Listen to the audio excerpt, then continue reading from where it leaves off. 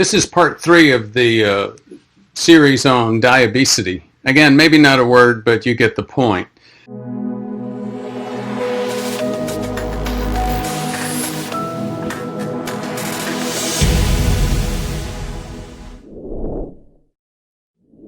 Diabetes is the leading cause of blindness, kidney failure, limb amputation, and the number one driver. It's more than a major contributor to cardiovascular disease. It's the number one driver. Now, if you separate diabetes from prediabetes, yes, you could say it's a major contributor, but I tend to lump those prediabetes and diabetes together. They're the same disease process.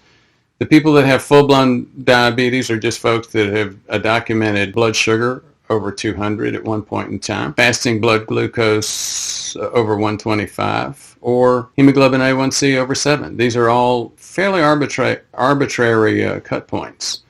When you start adding the number of people that have some challenges, and some of us have challenges at some point, but not at others. For example, if you gain 30 pounds, you're going to get a significant increase in problems associated with prediabetes or full-blown diabetes. Stress is a major driver too. Cortisol increases the blood sugar, just like increased body fat mass. So, what about eyes? Diabetic macular edema is a big deal.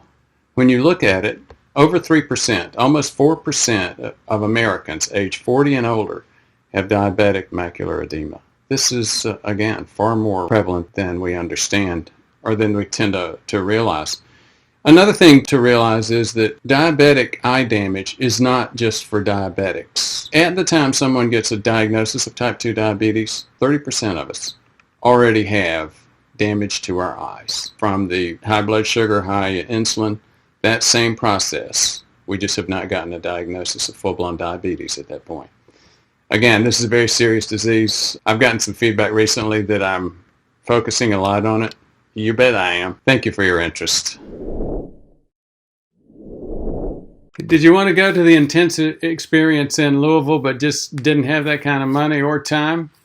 Take a look. We've got another one coming up in Orlando, February 28th. There's a way to save a lot of money on it, as much as 50% off.